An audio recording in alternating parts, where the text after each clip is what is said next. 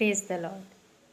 परमेश्वर का वचन हमें सिखाता है कि हम परमेश्वर के वचन पर ध्यान दें।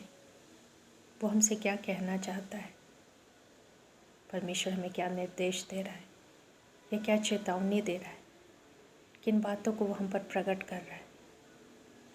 हम उन बातों पर ध्यान दें, क्योंकि जब हम परमेश्वर के वचनों पर ध्यान नहीं देते और अपने मन के अनुसार जब हम चलते हैं तो हम ठोकर खाते हैं। कई बार हमारा आत्मविश्वास सच्चाई पर टिका नहीं होता, लेकिन उसके अंदर एक सूक्ष्म अभिमान होता है और हम सोचते हैं हम अपने बल से सब कुछ कर सकते हैं। परमेश्वर का वचन हमें कई बार टोकता है। परमेश्वर की आत्मा कई बार किसी बातों के लिए हमें रोकती है, किसी संदेश के द्वारा, किसी व्यक्ति के द्वारा या किसी परिस्थिति के द्वारा। परमेश्वर हमसे बातें करता है कि हम परीक्षा में पढ़ने वाले हैं। कुछ ऐसी परिस्थितियाँ आने वाली है जिसमें हम गिर सकते हैं। परमेश्वर कई बार हमें चेतावनी देता है। वो अपने वचन के द्वारा हमें रोकने का प्रयास करता है। वो हम पर प्रकट करता है कि हम कमज़ोर पड़ सकते हैं, हम परीक्षा में गिर सकते हैं, हम विफल हो सकते हैं। लेकिन जब हम परमेश्वर के वचन के लिए सचेत नहीं रहते, जब उसके शब्दों को हम सही प्रकार से नहीं सुनते, जब हम उस पर ध्यान नहीं देते, तो अक्सर हम ठोकर खाते हैं। हम इसका उदाहरण पतरस के जीवन से देख सकते हैं। पतरस को प्रभु यीशु मसीह ने पहले ही कह दिया था कि आज रात तुम सब मेरे विषय में ठोकर खाओगे, क्योंकि लिखा है कि चरवाहे पर एक दुख आएगा जिसके कारण उसकी भेड़ तितर बितर हो जाएंगी। लेकिन पतरस इस बात को नहीं मानता। वो ये कहता है कि प्रभु चाहे सब लोग ठोकर खा जाए, पर मैं तेरे विषय में कभी ठोकर नहीं खाऊंगा। मैं तेरे साथ बंदी गृह में, यहाँ तक कि मैं मरने के लिए भी तैयार हूँ। तब प्रभु यीशु मसीह कहते हैं कि आज मुर्ग के बांग देने से पहले तो 3 बार मेरा इनकार करेगा। तब भी वो इस बात को नहीं मानता और अपनी बात पर अड़िग रहता है। पतरस जो 3.5 साल प्रभु यीशु मसीह के साथ रहा, उसके सेवकाई में वो अद्भुत बातों को होते देखता, प्रभु यीशु मसीह के सामर्थ्य को देखता, यीशु के मुख से निकलने वाले वचन को सत्य के रूप में प्रकट होते हुए देखता था। और ऐसा ही उसके बाकी चेले भी देख रहे थे। लेकिन जब हम अतिशयोक्ति से भरे होते हैं, जब हमें एक अभिमान आ जाता है, तब हम परमेश्वर की बातों पर मन नहीं लगाते, लेकिन अपने ही मन की बातों को कहते हैं। यीशु मसीह जो अक्सर कहते थे कि मैं तुमसे सच सच कहता हूँ, तो यीशु मसीह के विषय में लिखा है कि वो सत्य है और वो सत्य को प्रकट करता है। लेकिन पतरस ने इस बात को नहीं समझा। वो अपनी बातों पर अड़ा रहा और हम देखते हैं उसी रात पतरस ने 3 बार यीशु मसीह का इनकार किया कि वो उसे नहीं जानता। और बाकी चेले भी यीशु मसीह को छोड़कर भाग जाते हैं।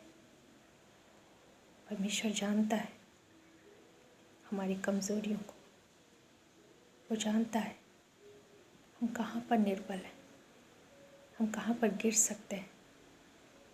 इसलिए वो अपने वचन के द्वारा हमें सचेत करता है। हम देखते हैं कि प्रभु यीशु मसीह जब गतसमनी बाग में प्रार्थना करने को गए तो उन्होंने पतरस और अपने बाकी 2 चेलों से कहा कि प्रार्थना करते रहो ताकि तुम परीक्षा में ना पड़ो। लेकिन उन्होंने यीशु मसीह की बात को ध्यान नहीं दिया और वो सो गए। और इसीलिए जब परीक्षा उन पर आती है तब वो स्थिर नहीं रह पाते। इसी प्रकार से परमेश्वर कई माध्यमों के द्वारा हमसे बातचीत करता है, क्योंकि वो जानता है कि हम कहाँ पर कमज़ोर हैं। वो जानता है आने वाली बातों को। इसीलिए वो अपने वचन के द्वारा हमें चेतावनी देता है, सचेत करता है, आगाह करता है। लेकिन हम अपने ऊपर परमेश्वर से भी अधिक विश्वास करते हैं और कई बार हम इस बात को प्रकट करने के लिए परमेश्वर के वचन को अनदेखा करते हैं और हम ठोकर खाते हैं। परमेश्वर का वचन हमें कई बार कहता है, वहाँ मत जाओ, उस स्थान में मत रहो। लेकिन हमारा तर्क होता है, हम तो प्रभु में हैं, हमें किसी बात का डर नहीं, हमारी कोई हानि नहीं होगी। और जब हम परमेश्वर के वचन से हटकर ऐसे बातों को करते हैं तो निश्चय हम हानि उठाते हैं। कई बार जो युवा हमारे भाई और बहन हैं वो सोचते हैं कि हम तो प्रभु में हैं, और इसलिए वो अपने जीवन साथी के रूप में कई बार उन लोगों का चुनाव करते हैं जो विश्वास में नहीं, और वो ये सोचते हैं कि मैं अपने विश्वास के द्वारा, अपनी प्रार्थना के द्वारा उसे प्रभु में ले आऊँगा। लेकिन वचन क्या कहता है कि विश्वासी का अविश्वासी से क्या मेल जोल। परमेश्वर का वचन कहता है कि असमान जुए में ना जुतो। लेकिन जब हम परमेश्वर की चेतावनी को, उसकी बातों को दरकिनार करते हैं और वही करते हैं जो हम करना चाहते हैं या जैसी हमारी सोच है, तब हम देखते हैं कि हम दूसरे का तो उद्धार नहीं कर पाए, लेकिन हमारा स्वयं का उद्धार, हमारी स्वयं की शांति खतरे में पड़ जाती है। हम अपनी कमज़ोरी को नहीं देखते, लेकिन परमेश्वर जानता है कि हम कहाँ कमज़ोर हैं। कई बार हमें लगता है कि हम प्रभु में बहुत मजबूत हैं, हमारा विश्वास बहुत अड़ित है, हम गिर नहीं सकते, हम प्रभु के वचन से फिर नहीं सकते। और इस कारण से प्रभु की बातों को कई बार अनदेखा करते हैं, उसके बाद संकट में पड़ते हैं। परमेश्वर का वचन हमें सिखाता है कि गलत लोगों की संगति में मत रहो। पर कई बार हमें हमारे मित्र इतने पसंद होते हैं, उनका साथ हमें इतना अच्छा लगता है कि हम सोचते हैं हम उन्हें बदल देंगे, वो हमारी संगति में रहेंगे तो वो सुधर जाएंगे। लेकिन हम भूल जाते हैं कि परमेश्वर का वचन हमसे क्या कह रहा है।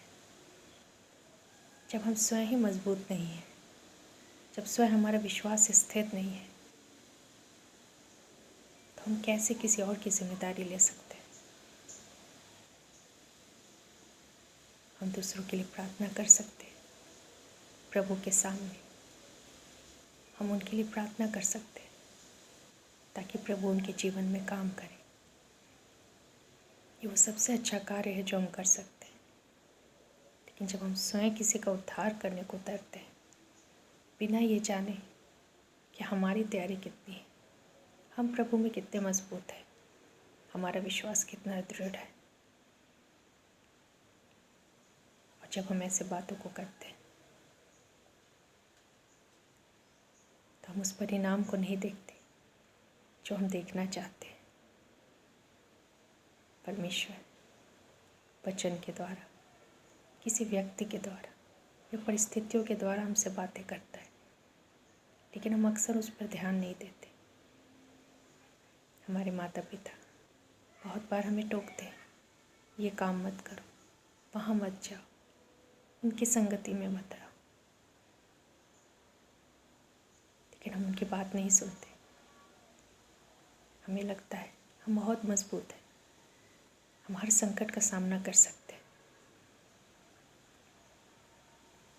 हम ये सोचते हैं परमेश्वर हमारे साथ है, तो हमारा कोई क्या बिगाड़ सकता है। लेकिन उसी परमेश्वर के वचन को हम ध्यान नहीं देते कि परमेश्वर का वचन हमें किन बातों के लिए कह रहा है, किन बातों को करने को कहता है और किन बातों से दूर हटने को कहता है। जब हम इसे नहीं समझते और आगे बढ़ते हैं तो निश्चय हम हानि उठाएंगे। परमेश्वर ने हमें स्वतंत्र इच्छा दी है, उसने हमें चुनने का अधिकार दिया है, और इसीलिए वो अपने वचन के द्वारा हमें कई बार आगाह करता है कि हम उन बातों से दूर रहें जो हमें परीक्षाओं में गिरा सकती है। परमेश्वर का वचन हमें सिखाता है और परमेश्वर का वचन हमें बताता है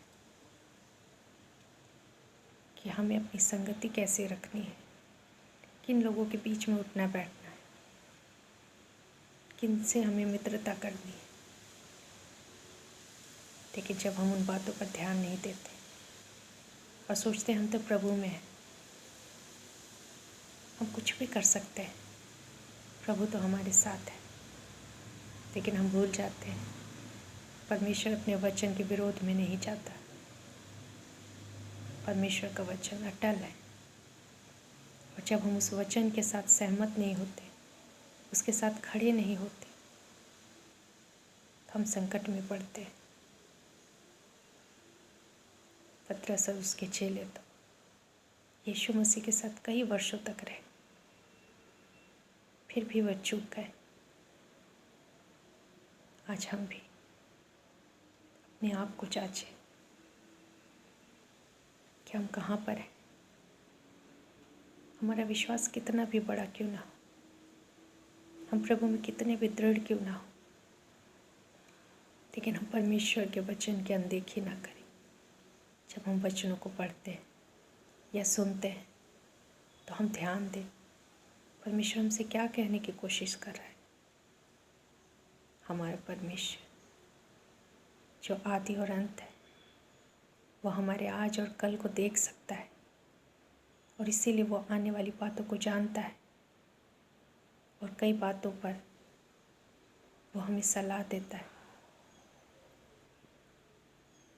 ताकि हम उसकी सलाह को, उसके वचन को सुने और उस मार्ग में न जाए, उस कार्य को न करें जिसे करने के लिए परमेश्वर ने मना किया है। यदि पतरस ने परमेश्वर की बातों पर ध्यान दिया होता तो निश्चय है कि वो यीशु से शायद यह कहता कि प्रभु मुझे मेरे विश्वास में दृढ़ कर, ताकि मैं आपके साथ खड़ा रह सकूं। मुझ में सामर्थ्य नहीं प्रभु, मुझे अपनी सामर्थ्य दे ताकि मैं हर परिस्थिति में आपके साथ रह सकूं और मेरे मुख से कभी भी आपका इनकार ना हो। लेकिन पतरस ने ऐसा नहीं किया। वो अपने अभिमान में था, वो अपने मत में अड़ा हुआ था, और उसने यीशु मसीह की बात पर ध्यान नहीं दिया। और जब वही होता है जिसके लिए प्रभु यीशु मसीह ने उसे सचेत किया था, तो वचन बताता है कि वो फूट फूट कर रोता है। हम भी कई बार ऐसी परिस्थिति में फंसते हैं और उसके बाद रोते हैं। प्रभु पहले से ही हमें इन बातों को प्रकट करता है ताकि हमें रोना ना पड़े, ताकि हम ठोकर ना खाएं, ताकि हम परीक्षा में गिर ना जाएं। एक व्यक्ति था जिसका बेटा मिर्गी के रोग से पीड़ित था और दुष्ट आत्मा कभी उसे आग में कभी पानी में गिराकर उसके प्राण को लेने का प्रयास करता था। और वो अपने बेटे को यीशु मसीह के चेलों के पास लेकर आता है, और जब उसके चेले उस दुष्ट आत्मा को निकाल नहीं पाते और जब यीशु आते तब वह व्यक्ति कहता है, यीशु अगर तू कुछ कर सकता है तो हम पर उपकार कर। तब यीशु मसीह कहते हैं कि यह क्या बात है, विश्वास करने वाले के लिए सब कुछ हो सकता है। तब उस व्यक्ति ने बहस नहीं किया, प्रभु यीशु मसीह की बात को काटा नहीं, लेकिन उसने कहा, हे प्रभु मेरे अविश्वास का उपाय कर। और प्रभु सच में उसका उपाय करते हैं और उसके पुत्र को चंगा करते हैं। आज हमें भी ऐसा ही करना है। यदि परमेश्वर का वचन किसी बात के लिए हमें टोक रहा है, किसी बात के लिए हमारी उलाहना दे रहा है या हमें सचेत कर रहा है, तो हमें उसे मान लेना है और बिल्कुल इसी व्यक्ति की तरह कहना है, हे प्रभु मेरे लिए उपाय कर, मुझे दृढ़ कर, मजबूत कर, ताकि मैं स्थिर रह सकूं। यही करना है हमें, ताकि जब परीक्षा आए तो हम यीशु के वचन का इनकार न करें, ताकि जब हम पर संकट आए तो हम भी पतरस के समान यीशु मसीह का इनकार न करें कि हम उसे नहीं जानते। हम जानते हैं कठिन समय आने वाले हैं, जब हमारे सामने भी ऐसी परिस्थिति आएगी, तब हमें भी प्रभु यीशु मसीह की निकटता में रहना है, उसे दुआ प्रार्थना करनी है, ताकि वो हमें साहस दे, हम मजबूत रह सकें, ताकि हम कभी यीशु का इनकार न करें। हमारा विश्वास स्वयं पर नहीं, लेकिन परमेश्वर पर होना चाहिए। हमारा विश्वास खुद पर नहीं, लेकिन परमेश्वर के वचन पर होना चाहिए। उसका वचन जो हमें कहता है उस पर हमें विश्वास करना है और उसी के अनुसार चलना है, तब हम दृढ़ बने रह पाएंगे। यदि हम खुद की ताकत पर, खुद के बल पर, खुद की शक्ति पर हम निर्भर रहेंगे तो हम भी पतरस के समान गिरेंगे। लेकिन प्रभु बहुत दयालु है, वो गिरे हुए को उठाता है, वो निर्बलों को अपना बल देता है, वो शक्तिहीनों को अपनी ताकत देता है। लेकिन तब जब हम उसके सामने नम्र होते हैं, हम मान लेते हैं अपनी कमियों को, और तब जब हम प्रभु के पास आते हैं तो वो हमें जयवंत करता है हर एक उन बातों पर जिस पर हम अपनी ताकत से हम विजय प्राप्त नहीं कर सकते। उन सारी बातों पर, सारी परिस्थितियों पर प्रभु हमें जयवंत करता है। तो प्रभु का वचन जब हमें किसी बात के लिए रोके, किसी बात के लिए टोके, चेतावनी दे, तब हमें सुनना है और प्रभु के सम्मुख अपनी कमजोरियों को मान लेना है,